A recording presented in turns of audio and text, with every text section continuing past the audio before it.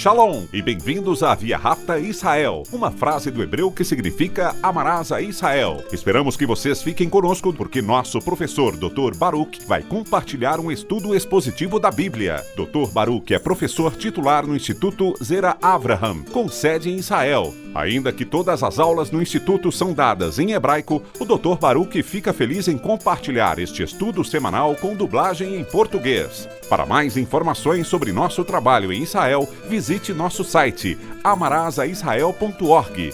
Fiquem agora com o Dr. Baruch e a aula de hoje. God loves justice. Deus ama a justiça.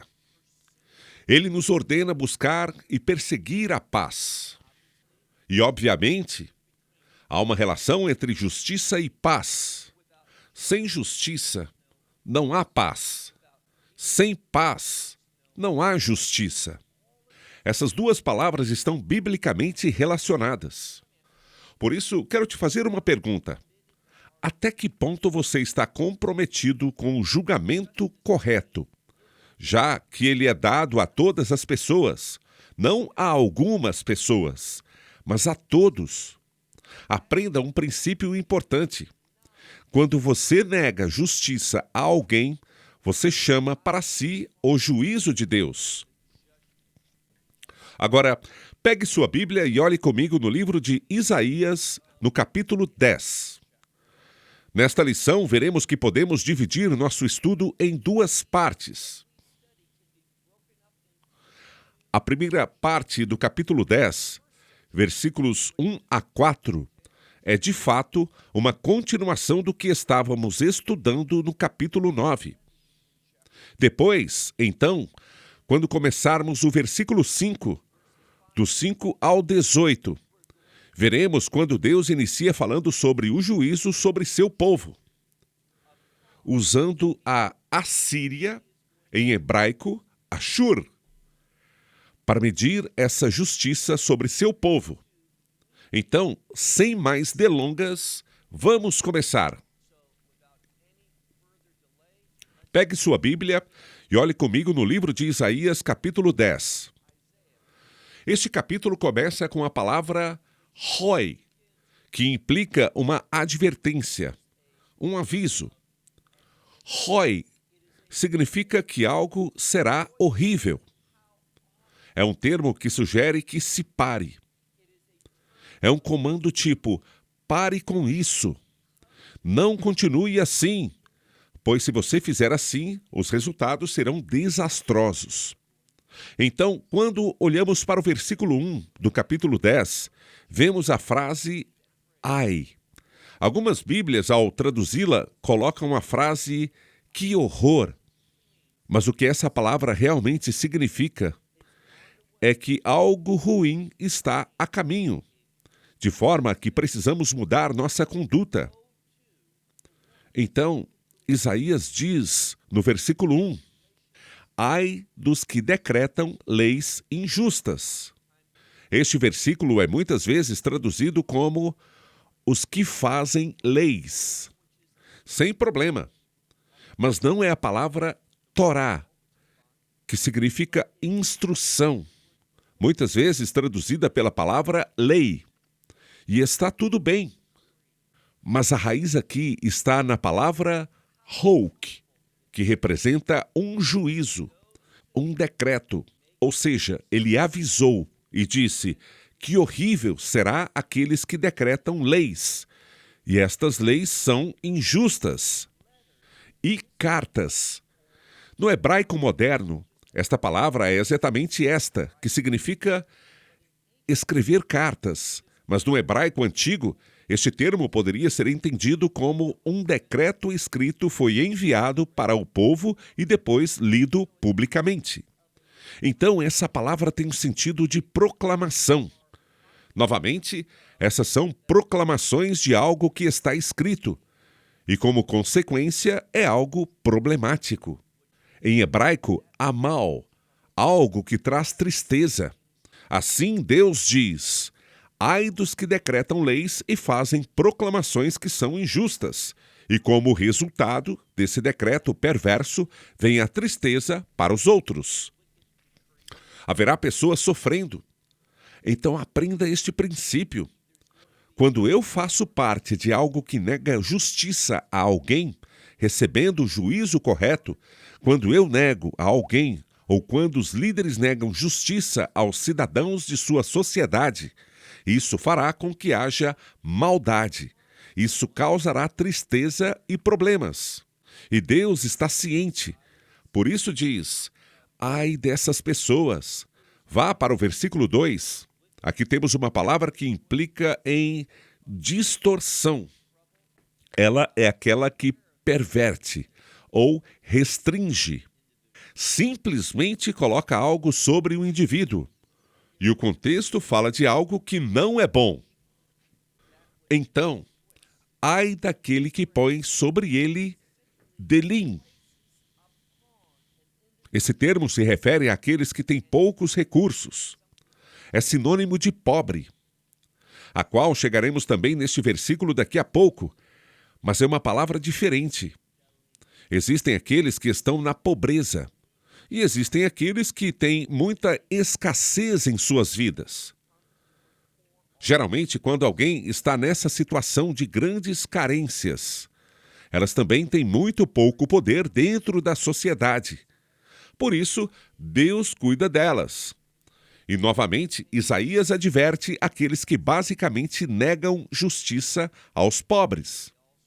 Uma vez mais, ele diz, no mesmo contexto, e temos que olhar de novo para o versículo 1.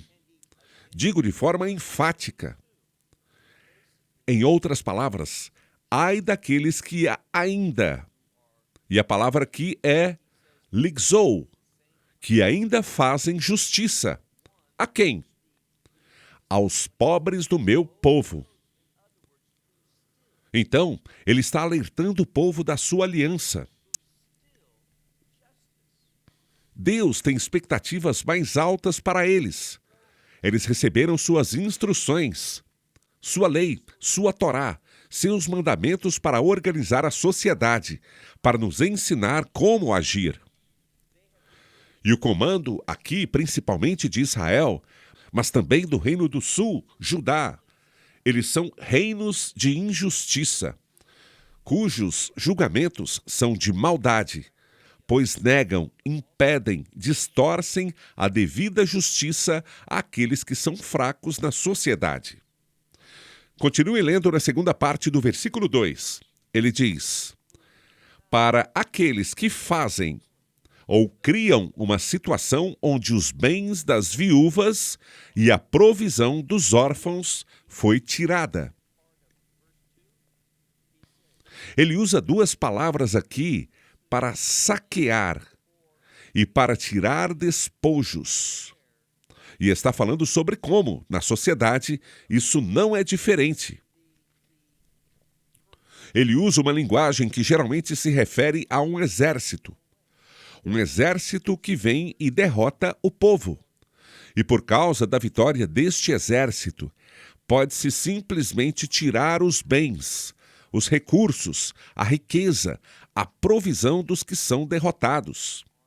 E geralmente usamos os termos danificar, ou saquear, ou surrupiar.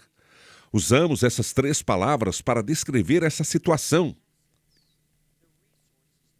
Aqui está dizendo que as pessoas estão usando seus poderes para fazer a mesma coisa, referindo-se aqui a uma sociedade muito exploradora.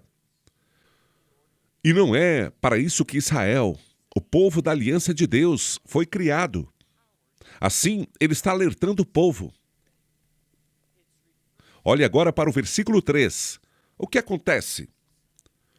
O que acontece quando o povo de Deus se conduz e vive de forma que produz injustiça e as provações realizadas por seus líderes são julgamentos que negam às pessoas o direito de justiça, retidão, e que são usados com o fim de tirar coisas do povo, que roubam o pouco que eles têm para tirar tudo isso.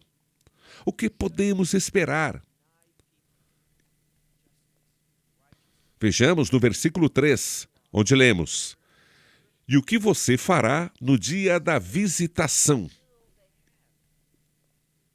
A palavra usada aqui é a palavra kudá. Geralmente a palavra kudá significa ordem, mandamento. Por exemplo, muitas vezes ela é usada por um oficial militar comandando alguém sob sua autoridade. Ele lhe dá uma ordem, um comando ou um decreto, como você quiser entender. Mas este termo, na forma verbal, é frequente entre os profetas, especialmente pelo profeta Jeremias. E ele fala sobre Deus se envolvendo, Deus entrando em uma situação. E quando Deus se envolve, ele se entrega completamente, fica totalmente envolvido naquilo que chama sua atenção enquanto ele está agindo. E pode ser tanto para libertar as pessoas quanto punir as pessoas. Este contexto se refere ao dia que ele visita, e visita para julgar. Isaías então diz ao seu povo: o que você fará no dia da visitação, quando eu vier e intervir na sua sociedade? Depois ele também diz, usando uma palavra que é muito conhecida entre a comunidade judaica, a palavra Shoah. Shoah é a palavra hebraica para holocausto. Por isso, ela fala sobre um evento desastroso, dizendo: o que você fará quando eu visitar e provocar um desastre, uma catástrofe horrível? E prossegue. Está um pouco distante agora, mas está chegando. O que você fará? A quem você irá recorrer para encontrar ajuda? E onde você deixará sua glória? Ou seja, as coisas que você viu como gloriosas, as coisas que podem ser entendidas como posses preciosas, onde você vai colocá-las nessa hora? Ele fala sobre Deus levando embora, referindo-se à sentença. A medida que você usa será a mesma medida usada com você. Ou seja, eles têm pessoas empobrecidas. O que Deus está dizendo é: não pense que há um lugar onde você pode depositar esses seus bens, essas coisas preciosas que já te deram tanta satisfação e prazer e autoglorificação. Não pense que haverá um lugar onde você pode depositá-los ou um lugar que você vai encontrar quem vai te ajudar. Agora, versículo 4. Bilti, ou seja, sem mim, é sinônimo de beladá, sem mim. E depois a palavra usada significa curvar-se, dobrar o joelho, ser submisso. Traduzindo, eles se curvarão. Entre quem? Entre os Assir. Assir é prisioneiro. Então ele diz: você será obrigado a se curvar ao se tornar prisioneiro. Em seguida, Isaías diz, continue lendo neste versículo 4, e também no meio dos mortos eles cairão. Ele está dizendo aqui, alguns de vocês serão feitos prisioneiros, outros cairão entre os mortos. É isso que vai acontecer quando Deus visitar seu povo e colocar as coisas em ordem. Aqui está uma outra verdade bíblica que você precisa aprender, que é: quando nego justiça aos outros, quando tenho regras que sigo, julgamentos que sigo, quando exploro os outros, o que virá como consequência? Esse comportamento de quando me aproveito de outras pessoas faz com que Deus, talvez amanhã, talvez daqui a uma semana, ou talvez daqui a um ano, o seu castigo virá. Deus intervirá totalmente nessa situação. Ou seja, quando eu for cruel com uma pessoa, esse meu ato vai atrair o juízo de Deus para a minha vida. É isso que ele está dizendo ao seu povo da aliança, que ele espera mais, pois eles foram instruídos com sua palavra, seus mandamentos, seus estatutos. E quando eles tomam isso e rejeitam, criando leis para a prática da injustiça, leis que negam justiça ao pobre, ao necessitado, à viúva, ao órfão. Esse comportamento, observe o que ele diz, esse comportamento o levará a uma condição de submissão nas prisões, ou fará com que se caia entre os mortos. Veja no final do versículo 4. Esta é a quarta vez que veremos esta frase. Quando estávamos no capítulo 9, ela apareceu 3 vezes. Ou seja, esta é a quarta vez que vemos a frase Bekoso lo shav apo. Mesmo que Deus faça tudo isso, tudo o que Ele está dizendo, esse intenso castigo não vai cessar. Deus não vai começar e parar. Ele não vai se retirar deste tempo de juízo sobre seu povo. Em vez disso, ele diz, veja as boas notícias. Veo viado nituya. Mesmo em meio a tudo isso, a mão de Deus ainda está estendida. Então, em meio a seu juízo, há uma oportunidade de segurar a mão de Deus. Essa é uma expressão que indica arrependimento. Alguém que volta e abraça a Deus.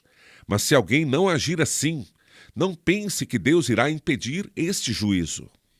E sabemos que este será principalmente um julgamento do Reino do Norte, daquelas mais de 9 tribos, sobre as quais geralmente nos referimos como as 10 tribos do Reino do Norte.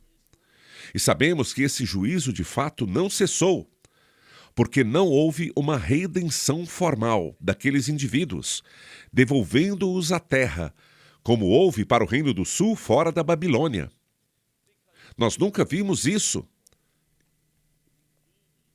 Bem, vamos passar agora para a segunda parte do nosso estudo de hoje.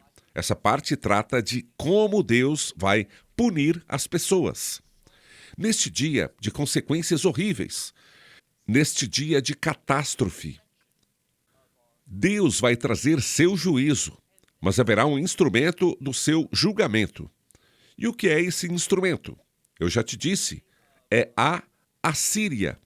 Deus usará a Assíria, assim como fará com Judá no futuro.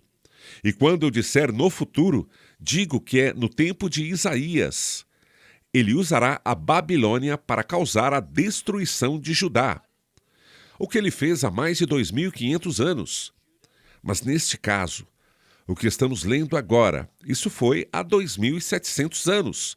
E o foco principalmente prevê o que os babilônios vão fazer. Mas seu foco principal aqui é a Assíria e com o que acontece com o Reino do Norte.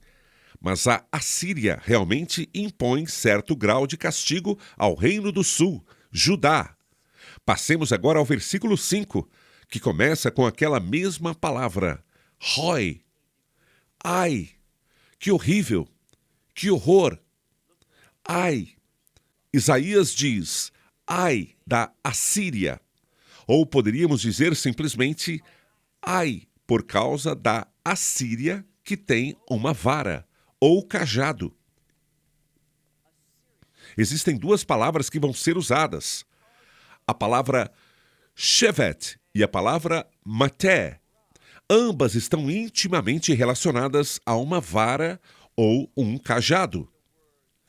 Não é tão importante como traduzimos e comparamos uma com a outra.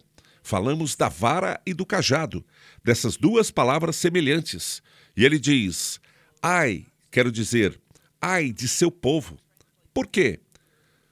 Porque a Assíria tem o cajado da minha ira, e a vara está na mão deles. Esta vara representa Zami, ou seja, a minha ira. Então, Deus, eu insisto, com frequência a profecia é poética. Está se falando sobre Deus profeticamente usando a Assíria, esse povo, para trazer seu juízo, sua raiva e sua ira sobre o reino do norte. Então, ele avisa que vai usá-los. Versículo 6. Contra Goi Hanef. Hanef pode ser traduzido aqui como uma nação hipócrita. Aliás, a palavra nação é a palavra Goi. Mas muitas vezes vemos o povo da aliança de Deus sendo chamado de Goi. Então, ele ainda escreve: ai, que será contra uma nação hipócrita. Ele diz: vou enviá-lo contra o povo do meu furor, e eu darei ordem para que roube a presa e pegue o despojo. Então, estas mesmas palavras que usamos anteriormente em nosso estudo de hoje, o que vimos as pessoas, os líderes fazendo em relação aos pobres, Deus diz que ele fará com toda a nação. Ele vai roubar e tomar o despojo deles e colocá-lo, ou seja, colocar seu povo, mirmás. Mirmás significa pisoteio. Então ele vai fazer com que sejam pisoteados. Pisoteados como? Vejam como esse versículo termina. Pisoteado como Homer. Alguns dizem que o termo Maiar, pisoteado como Maiar, das ruas. A palavra ruas aparece aqui, mas é uma palavra que se refere ao material de que ela pode ser feita. A rua pode ser feita de pedra ou tijolo. Às vezes é do próprio solo e ela será pisoteada. É o que ele fala. Da mesma forma que uma rua é pisoteada, que está suja, ninguém se importa muito com ela. Da mesma forma, Deus trará a Assíria, principalmente para aquele reino do norte, e eles serão pisoteados como o Maiar, como o material da rua, aquilo de que ela é feita. Olhe no versículo 7. E ela. Aqui está se referindo à Assíria. A Assíria não imaginou, e continua dizendo, nem seu coração pensou assim. O que Deus está dizendo é algo que consideramos um grande princípio que precisamos aprender. Preste atenção. Muitas vezes precisamos lembrar que só porque Deus usa alguém, não significa que Deus esteja satisfeito com essa pessoa. Ou o fato de que ele usa essa pessoa é uma afirmação de que o que ela fez foi certo ou adequado às motivações corretas. Já nos disseram que Deus usará, e a história nos prova isso, que Deus usará a Assíria para trazer destruição ao reino do norte. Nós sabemos que em 721, 722 a.C., a Assíria veio e enviou as tribos do norte para o exílio e destruiu a nação de Israel, a nação do norte. E ela também ameaçou e causou caos, mas não destruição sobre Judá. Deus libertou Judá da Assíria, como já falamos no capítulo 7. Então, ele está dizendo aqui que a Assíria fez isso, mas não tinha nenhum pensamento, nenhuma ideia de que eles fariam isso por obediência a Deus. Essa não é a motivação deles para agir assim. Qual era a motivação deles? Continue lendo no versículo 7. Pois a destruição estava em seu coração, e para exterminar não poucas nações, é o que ela, a Assíria, queria fazer. Seu rei queria expandir a Assíria, queria expandir seu reino, assumindo o controle de muitas nações. Não com qualquer intenção de cumprir o propósito de Deus. De jeito nenhum. Eles fizeram isso por raiva e ódio pelas nações, incluindo a nação de Israel. Versículo 8. Porque ele diz, não são meus príncipes. Estes se referem às nações que foram escravizadas e colocadas sob sua autoridade, ou aquelas que se associaram a ele. Às vezes isso aconteceu porque foram elas escravizadas e derrotadas. Continuando, a Assíria diz: não são meus príncipes todos eles reis? Ela está tentando revelar o quão grande ela é. O seu império é um império de uma associação de reinos. Ele pegou aqueles que ele fez príncipes, mas no passado, todos juntos, eles eram reinos. E dá o exemplo no versículo 9. Não é Calano como Carquemis. Não foi Arfad, feito para ser como Emat. E também não é com Damasco. Quem seria? A Samaria? Dessa forma, ele está simplesmente apresentando uma lista de diferentes reinos que trouxe para sua confederação para fazê-los submissos. E o que deve se destacar para o povo de Deus é a Samaria, Shamron. Muitas vezes na Bíblia usam o termo Samaria, pois eles também estão sob a sua autoridade. Isso vai acontecer, eles se submeteram porque foram dominados por ele. Versículo 10. Assim, a minha mão alcançou os reinos dos ídolos. Deus está falando e diz: assim como minha mão, ou seja, a sua autoridade. Deus está usando a Assíria para trazer esses reinos pagãos. É o que acabamos de ler no versículo anterior, quando examinamos essa lista de reinos com Carquemis, Calano, Arfad, Emat, Damasco e Samaria. Todos eles eram centros de poder. E agora eles estão sob a autoridade. E Deus diz: fui eu que fiz isso. Minha mão alcançou esses reinos dos ídolos e as suas esculturas. Aqui se trata de estátuas que eles acharam que eram símbolos de poder. E eles fariam, esses ídolos e essas estátuas, eles os fariam ter sucesso no mundo. Deus diz: a minha autoridade, a minha mão. Mão é sinônimo de poder e autoridade. Minha mão encontrou todos eles. Isaías continua dizendo, de Jerusalém e da Samaria. E eu entendo que o hebraico aqui é um tanto difícil, um tanto instável. Muitas vezes, se você estiver olhando para uma tradução literal, eles colocarão muitas palavras em itálico para ajudá-lo a entender. A questão aqui é simplesmente que Deus trouxe outras nações sob sua submissão. Ele fez com que elas deixassem de existir para trazer destruição. E Deus fará a mesma coisa. Observe o que se destaca aqui é Jerusalém e Samaria. Quanto a nós, pensaríamos algo como a Samaria, claro, mas também Jerusalém. Isso prevê o que já mencionei, que é da mesma forma que Deus usou a Assíria para trazer destruição ao reino do norte, chamado Israel. Ele trará a Babilônia para trazer destruição.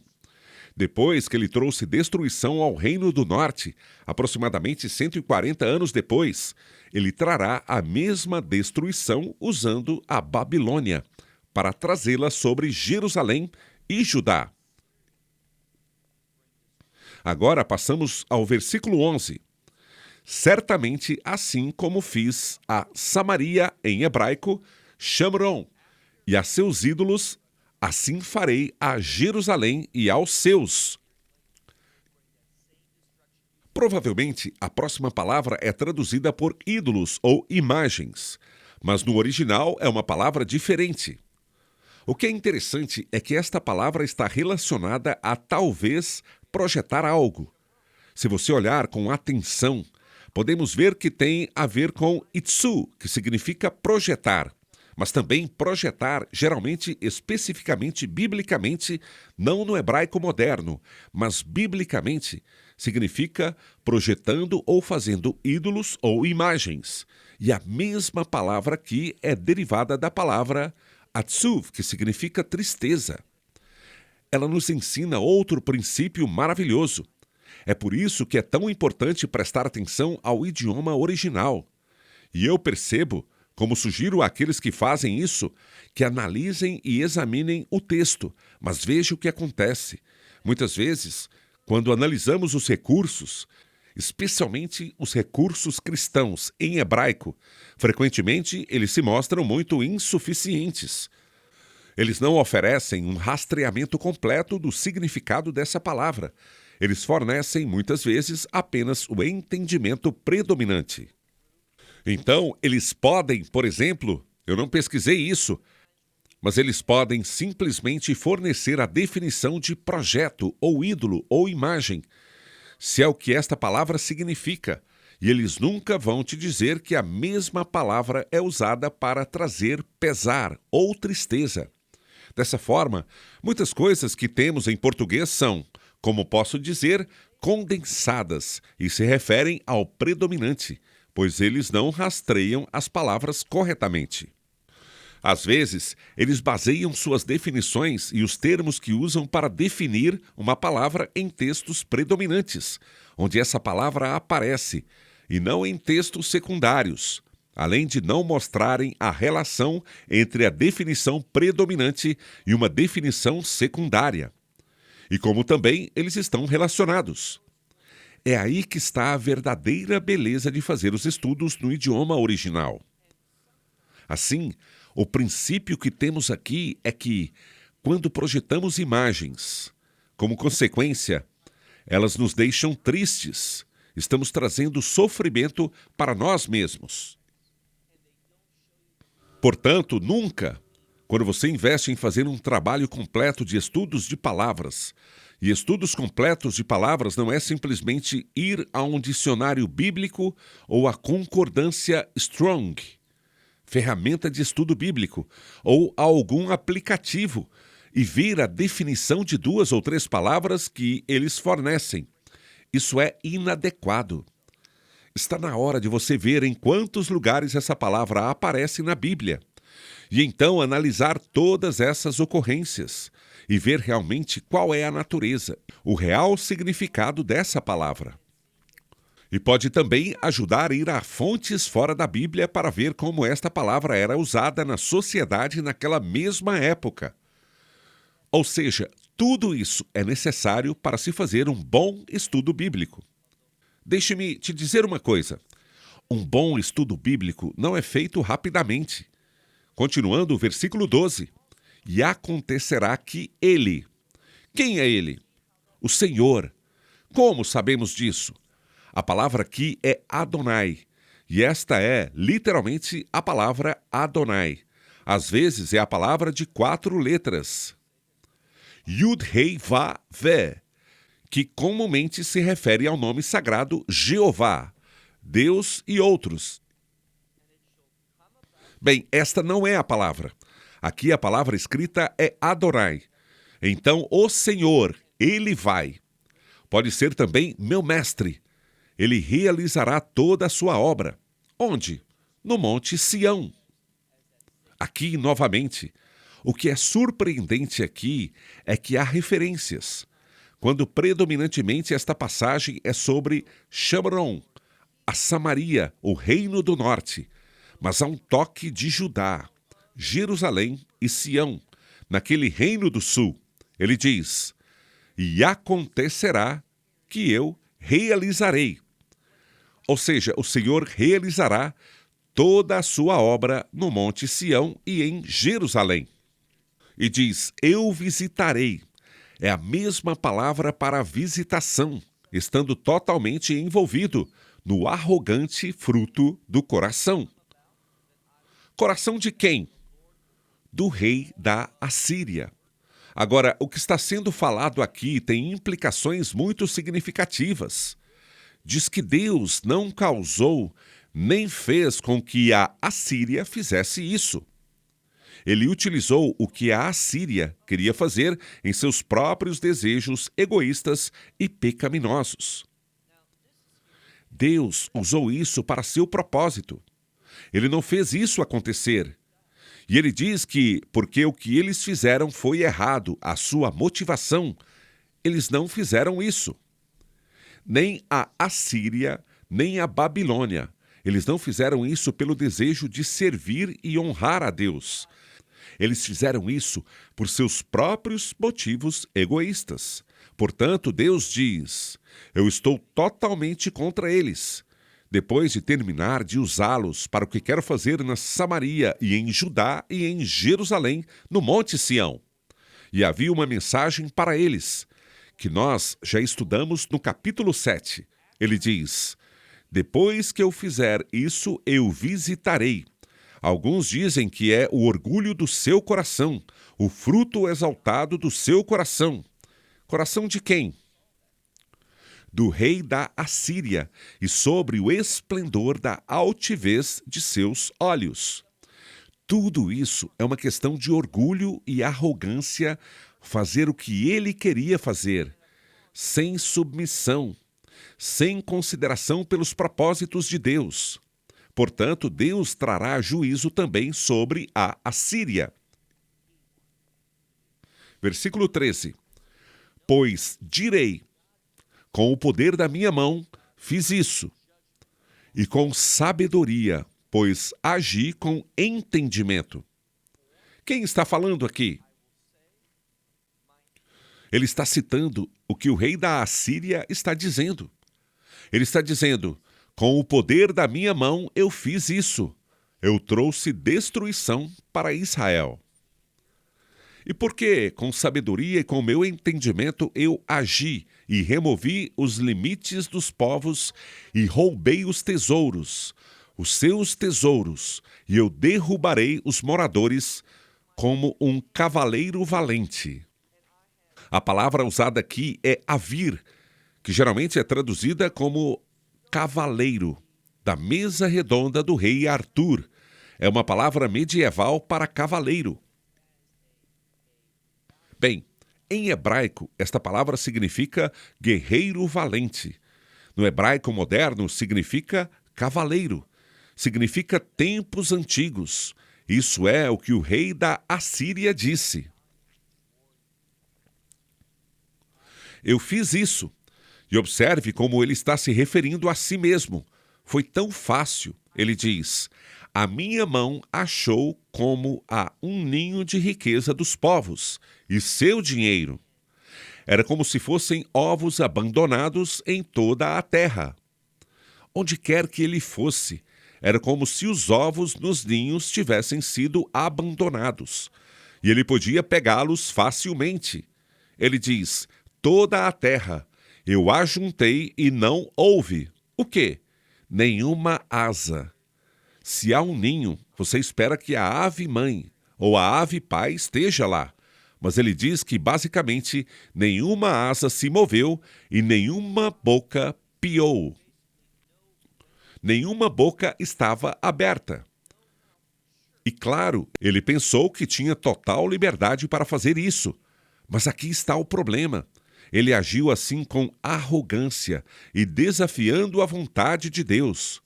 Porém, entenda essa questão corretamente. Deus o usou.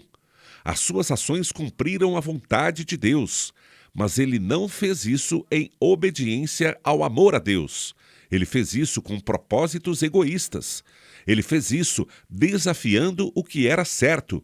O que ele fez não foi motivado por um senso interior de justiça, de julgamento e de retidão, querendo trazer honra a Deus.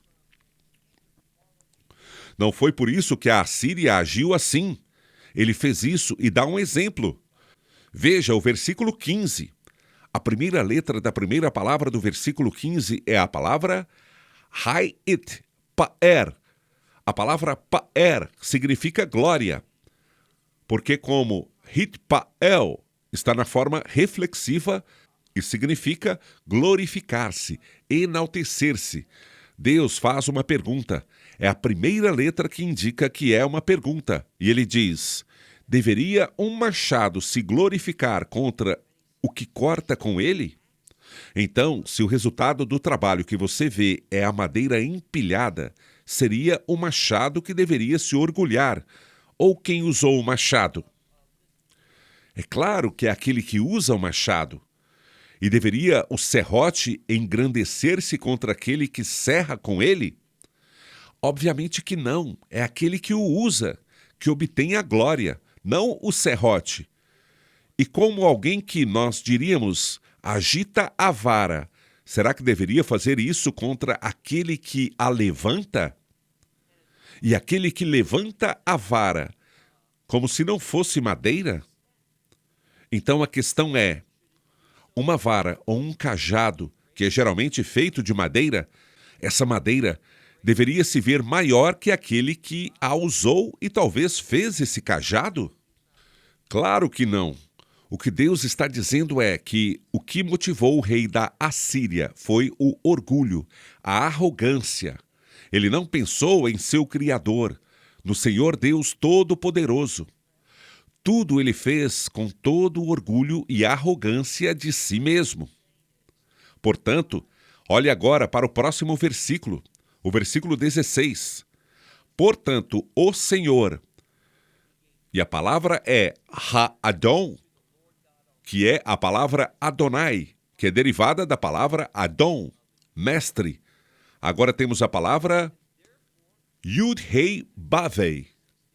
O Senhor dos Exércitos enviará magreza, algo que é magro, entre os gordos. Então, ele está dizendo aqui que eles passarão pelo juízo. Eles podem ter tido coisas abundantes, mas eles vão entrar na magreza, na escassez, e eles também vão experimentar, em vez de sua glória, ou seja, o rei da Assíria e toda a sua glória vão descobrir que ele, isto é, o Senhor acenderá uma queima, como incêndio de fogo. Deus, então, está permitindo que isso aconteça à Assíria, porque ela atende aos seus propósitos, aos propósitos de Deus.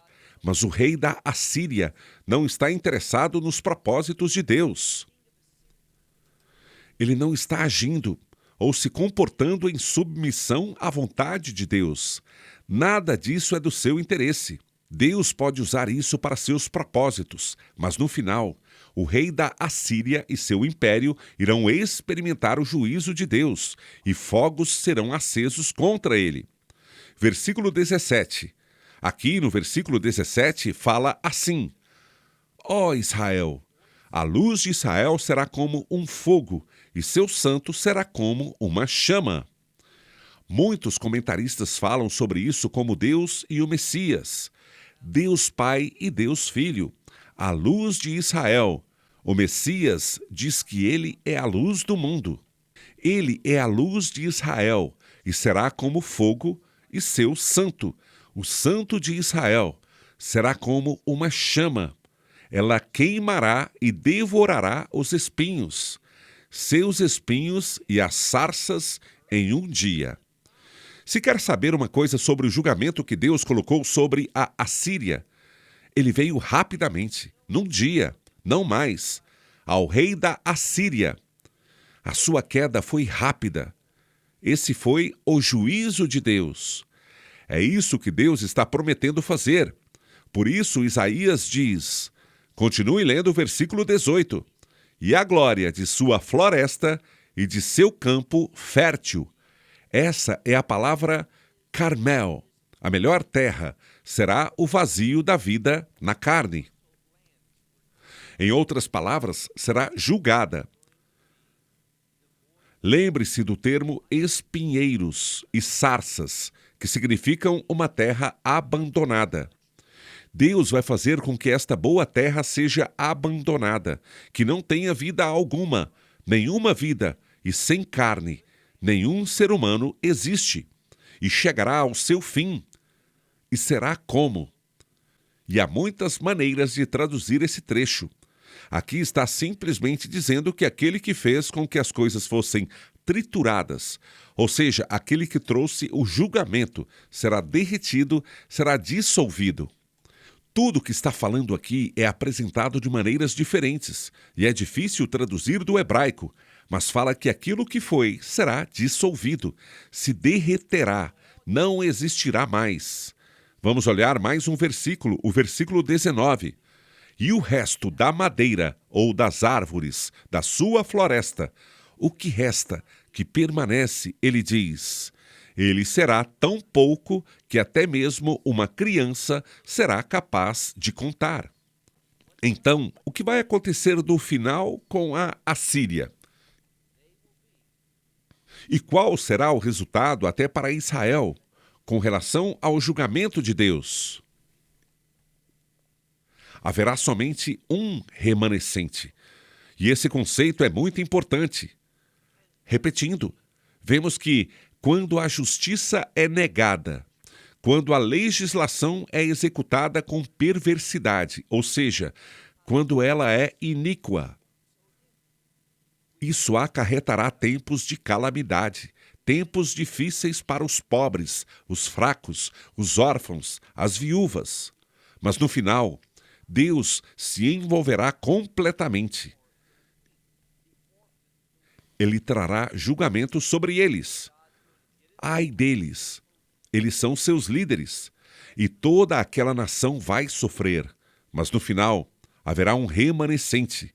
E lembre-se que Deus pode fazer grandes coisas com um remanescente. Vou terminando por aqui. Até a próxima semana, quando concluiremos o capítulo 10. Que Deus abençoe você. Shalom, desde Israel. May God bless you and shalom from Israel.